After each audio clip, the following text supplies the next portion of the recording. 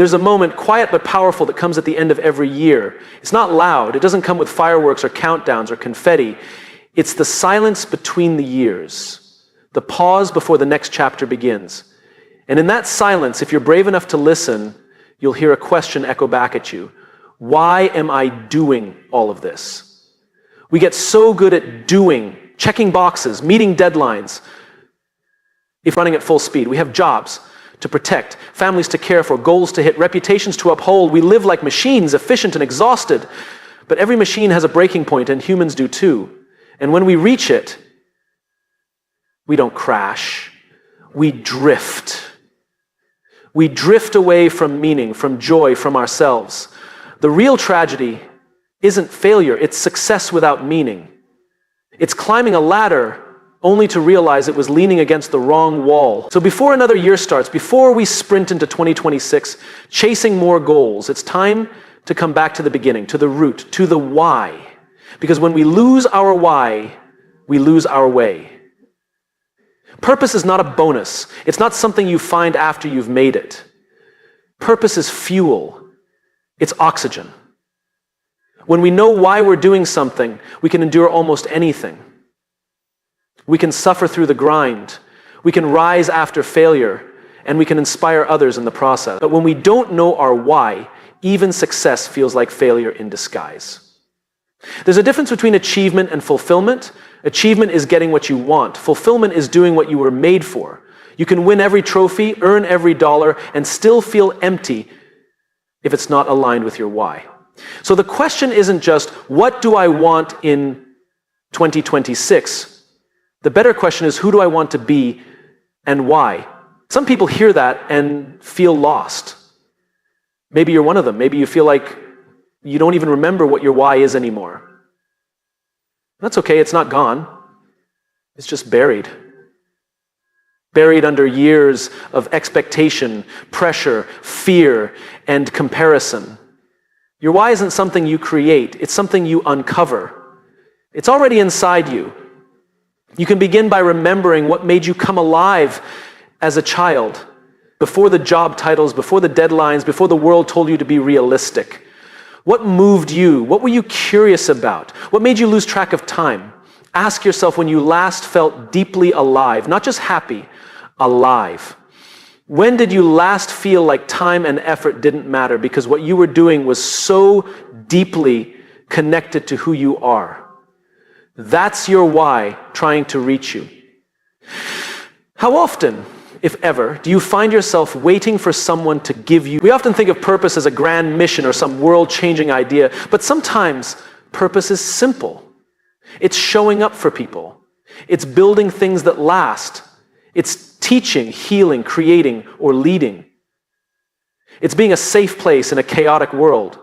Purpose isn't always loud, but it is always clear.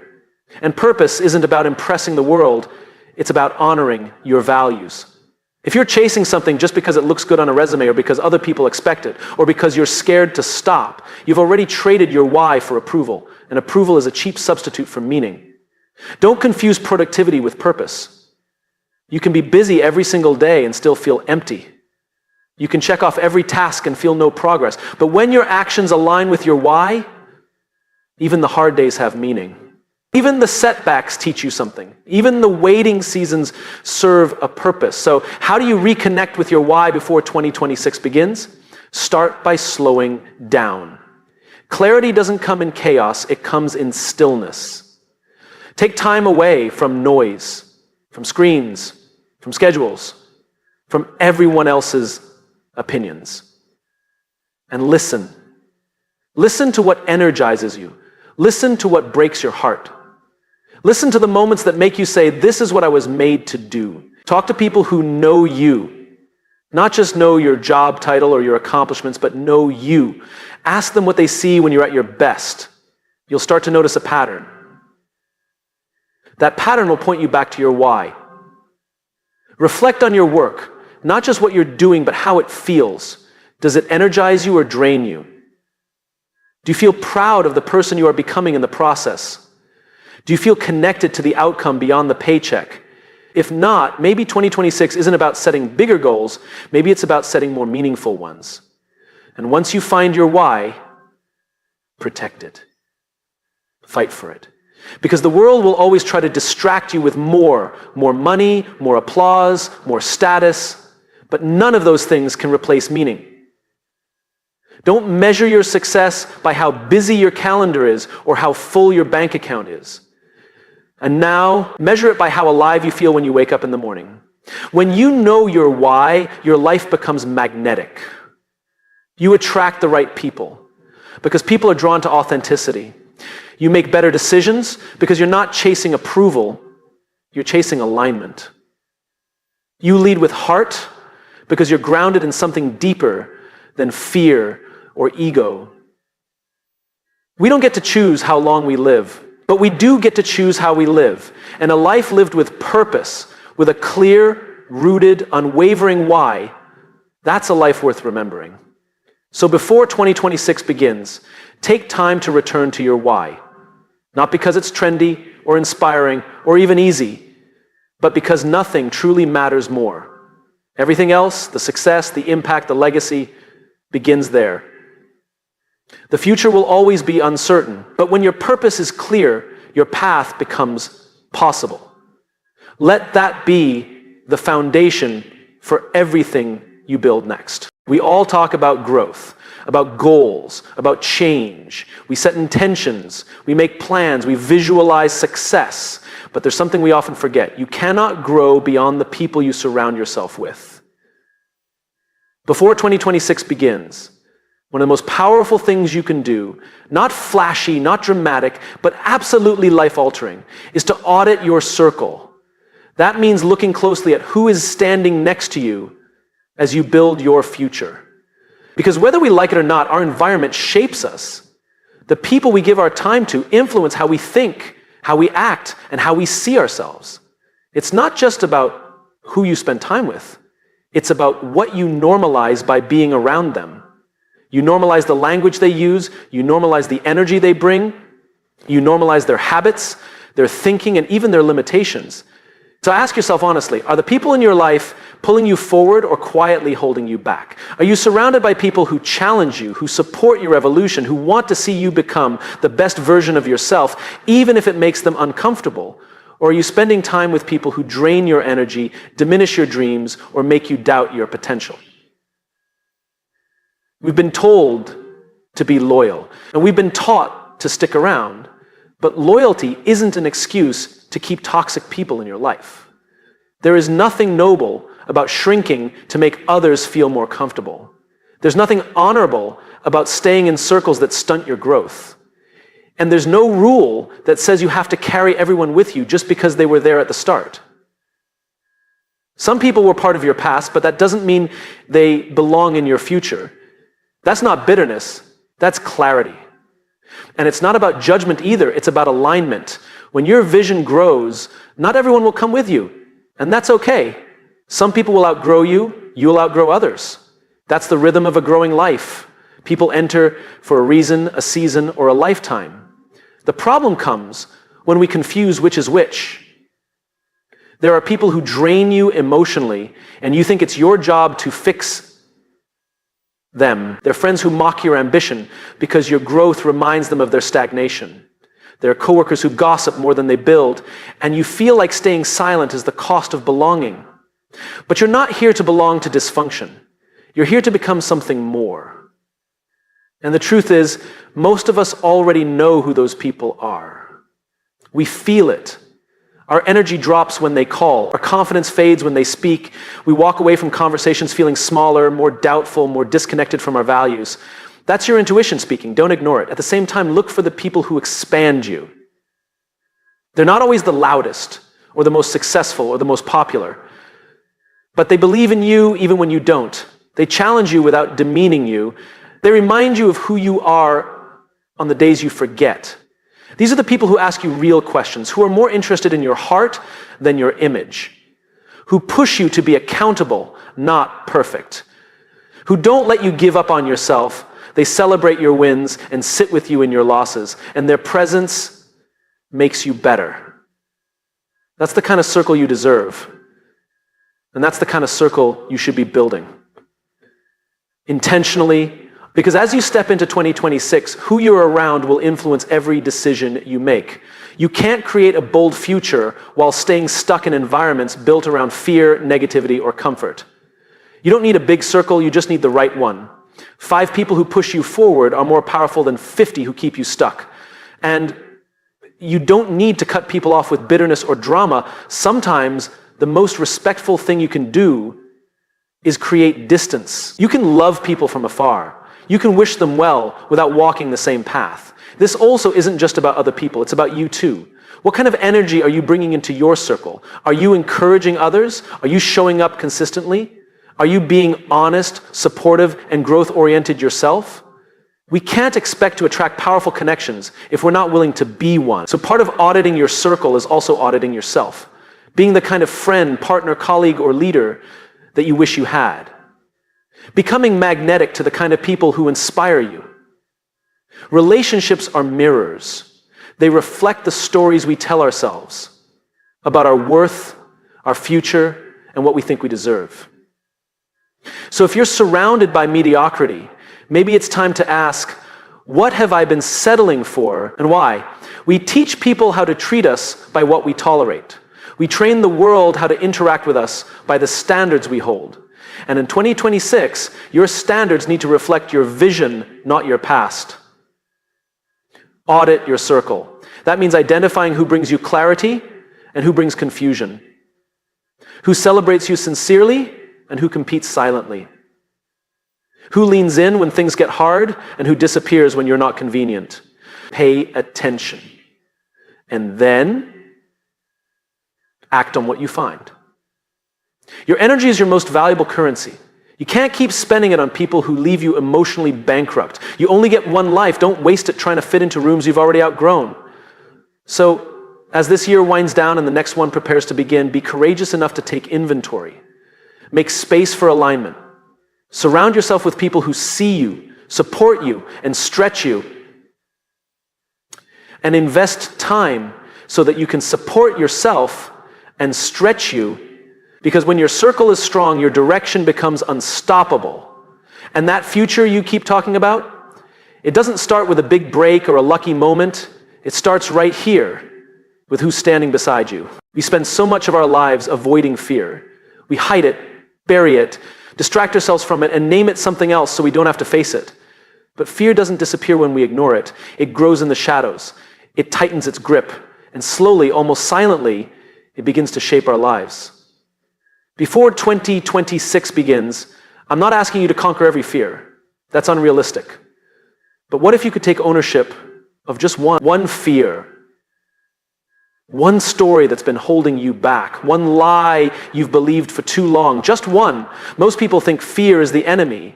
But fear, when acknowledged, can be a guide. It shows us where we're stuck. It shows us what we care about. It reveals the places where growth is waiting on the other side. Fear only wins when it stays unspoken. But the moment we bring it into the light, its power begins to break. You already know what it is. It's that one thing you keep avoiding.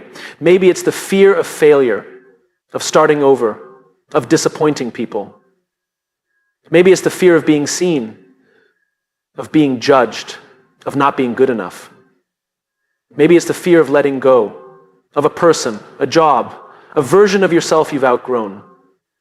We all have one.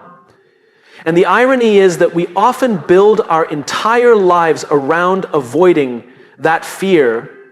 We stay in the safe job because we fear the unknown. We silence ourselves in rooms because we fear rejection. We don't apply, don't ask, don't show up fully, not because we aren't capable, but because we're scared of what might happen if we do. But here's the truth. Fear is not a stop sign. It's a signal. It's telling you that something matters, that there's something worth risking, that there's something on the other side worth stepping into. Fear is not a weakness. It's a clue. We grow when we stop running and start listening. What is this fear really trying to protect me from? What story am I telling myself about what will happen if I face it? And what would happen if that story isn't true? Because most of our fears are built on assumptions, not facts. We assume we'll fail, that we'll be embarrassed, that people will leave, that we'll fall apart. But fear rarely tells the full truth. It exaggerates, it distorts, it keeps us small by convincing us that safety is more important than growth. But staying safe isn't the same as living. Living requires risk. It requires vulnerability. It requires us to step into the places that scare us and do it anyway, not because we're fearless, but because we're willing. Because what we want matters more than what we fear. When you take ownership of one fear, just one, something powerful happens. You stop and reclaim agency. You stop being a victim of circumstance and start becoming the author of your story. You stop waiting for confidence and start building it. Confidence doesn't come first. Courage does. And courage is not the absence of fear. It's the choice to move forward in spite of it. Think about where you are today. How much of your life is being designed around avoiding discomfort? How many things have you said no to, not because they weren't right, but because they were scary? And how much possibility have you unknowingly blocked because fear was steering the wheel? We don't change our lives by avoiding fear. We change them by choosing one thing we've been scared to face and doing it scared. That's it. One step, one conversation, one risk, one truth. You don't need a 10-step plan. You need a moment of honesty followed by a moment of courage. And here's what no one tells you. When you do face that fear, even in a small way, you change, you grow. Not just because of what happens externally, but because you begin to see yourself differently. You realize you're stronger than you thought, that you can do hard things, that fear doesn't have to be the boss anymore. It's not about the outcome, it's about ownership. When you take back ownership of your fear, you stop letting it lead your decisions. You take control of your story. And that kind of ownership changes everything. You communicate differently. You lead differently. You show up differently in every area of your life. You become magnetic.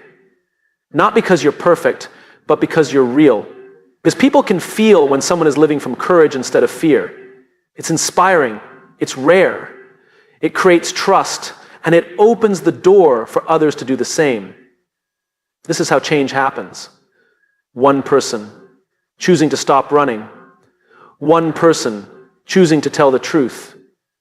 One person choosing to feel the fear and keep going.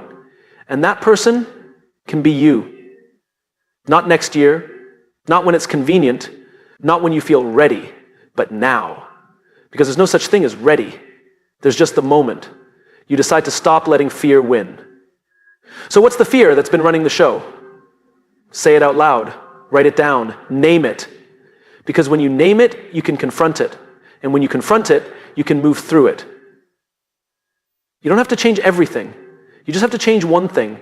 Choose one fear before 2026. Look it in the eye and take the first small, quiet, brave step. That's where the future begins. Not in the absence of fear, but in the decision to stop letting it hold the pen. Your future isn't waiting on a new year. It's waiting on a new level of courage. One step, one fear, one decision.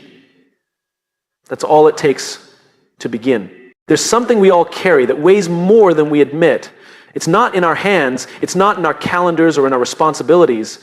It lives quietly inside us, heavy and unspoken. It's the words we haven't said. Before this year ends, before you race into the next one, with your vision board and goals and optimism, I want to invite you to pause and ask yourself, what have I left unsaid? Because no matter how productive you are, no matter how ambitious or focused or driven you may be, the words you don't say often carry more power than the ones you do. The conversations we avoid become barriers between us and the people we care about. The apologies we postpone, the gratitude we hold back, the boundaries we fear to speak, the forgiveness we resist, they all cost us something. And over time, that cost adds up. We think silence is safer. We think we'll say it later, when things calm down, when it's more convenient, when the moment feels right. But life doesn't wait for the perfect moment. Life moves. And sometimes, later never comes. Saying the unsaid doesn't mean creating conflict. It means creating clarity. It means honoring the truth. Not just the truth we tell others, but the truth we carry within ourselves. Because when we silence what's true for us, we slowly begin to lose connection with people, with purpose, and with peace. It might be something simple. Maybe you need to say thank you. Really say it. Maybe someone showed up for you during a difficult season and you never told them how much it meant. Don't assume they know. Say it. Maybe someone hurt you and you've been carrying that pain silently, thinking that avoiding the conversation is easier than facing it. But silence doesn't heal pain, it hides it. And hidden pain eventually hardens. Maybe you need to apologize, not because you were entirely wrong, but because you value the relationship more than your ego. There is nothing weak about going first. Vulnerability isn't weakness, it's strength. It's leadership. It's the willingness to be human in a world that constantly tells us to be polished. Or maybe, and this might be the hardest one, you need to speak a boundary. Maybe someone you care about has crossed a line and you've stayed silent to keep the peace. But peace isn't silence. Peace is honesty.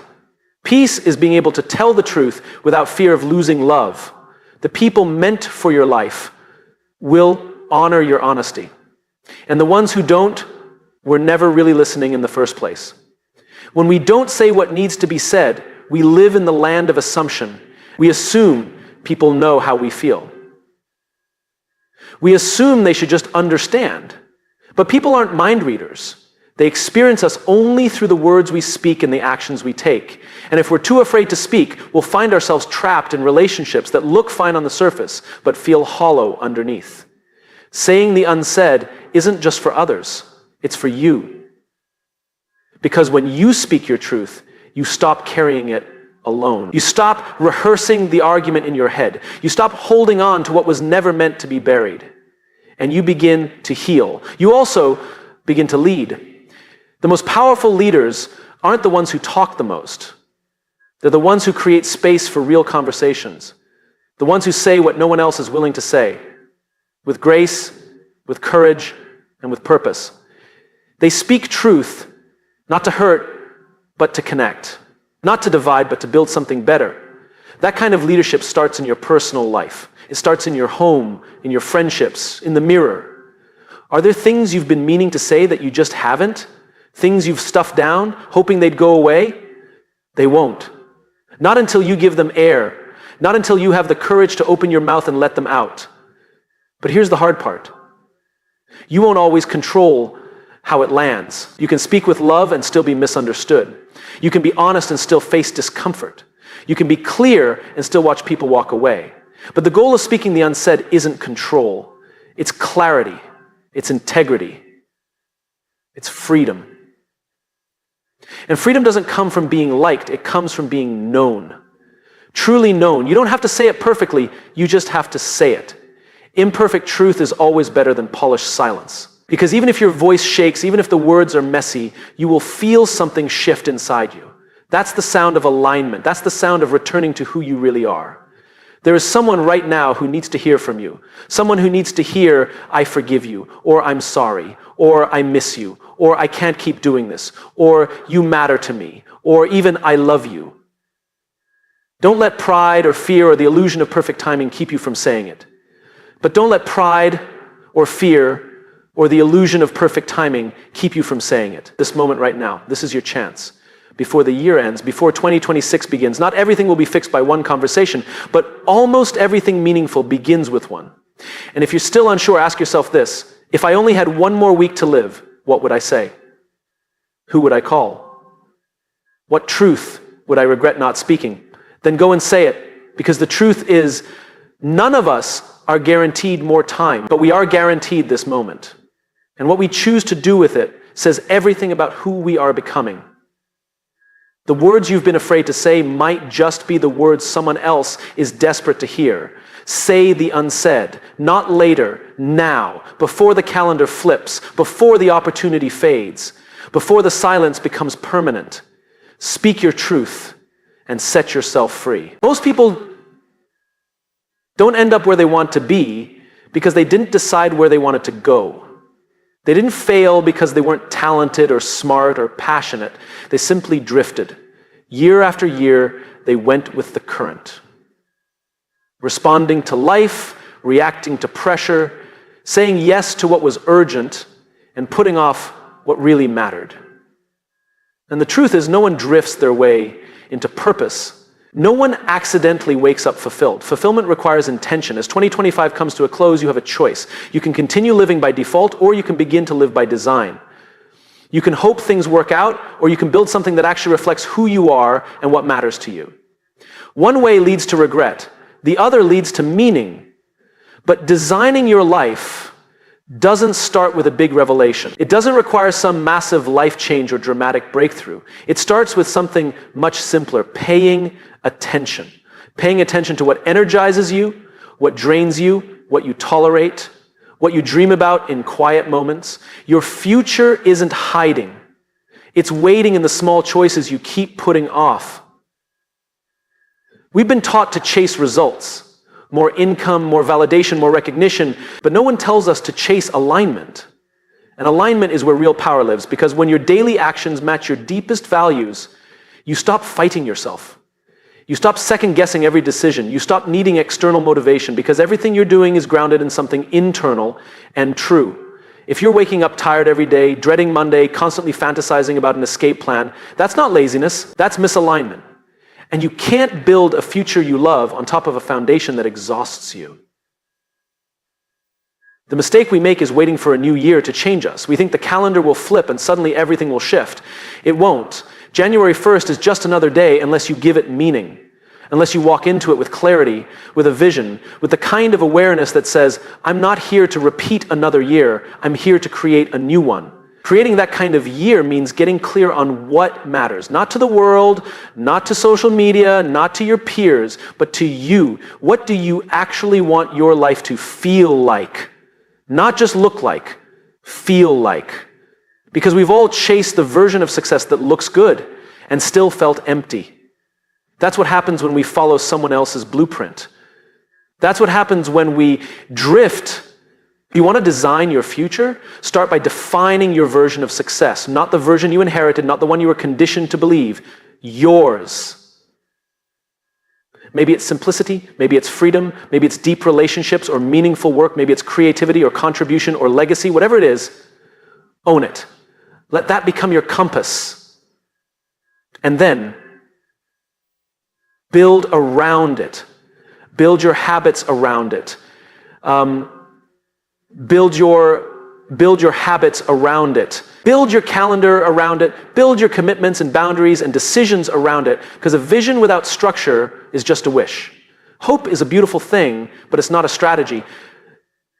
You don't get the life you want just because you're a good person or because you've been through enough.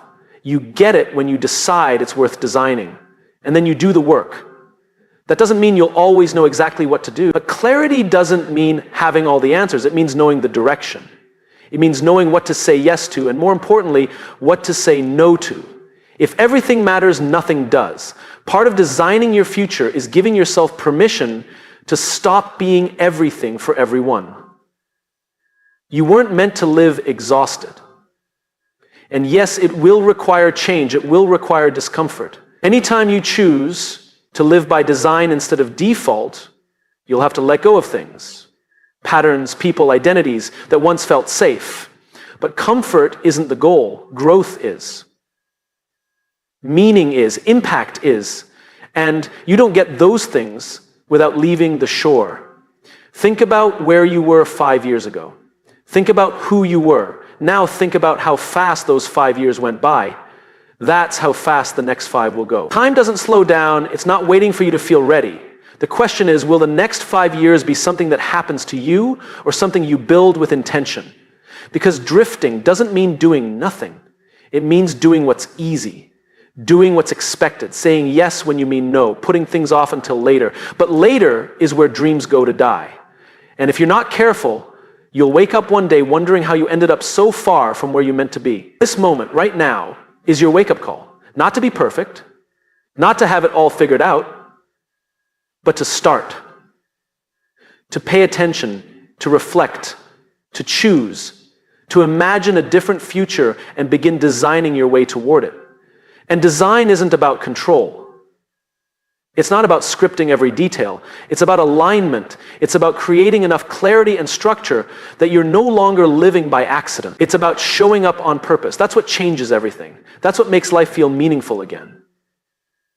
So before 2026 begins, ask yourself, am I drifting or am I designing? Am I following someone else's path or am I building my own? Am I waiting for life to change or am I willing to change how I live? You don't need a brand new identity.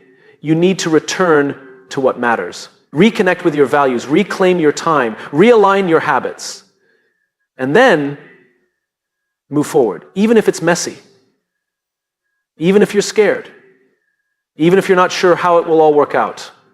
Because the life you dream of is not waiting at the end of a perfectly planned path. It's built in the everyday choices you make, the conversations you have, the risks you take, the boundaries you set, the things you no longer settle for, you keep them in the bag of your mind. Day in, day out, the things you no longer settle for, that's what design looks like. That's what leadership looks like. That's what real, lasting change looks like. This is your time. Not next year. Not when it's easier. Now. Stop drifting. Start designing. And make the next chapter the one you'll never want to rewrite.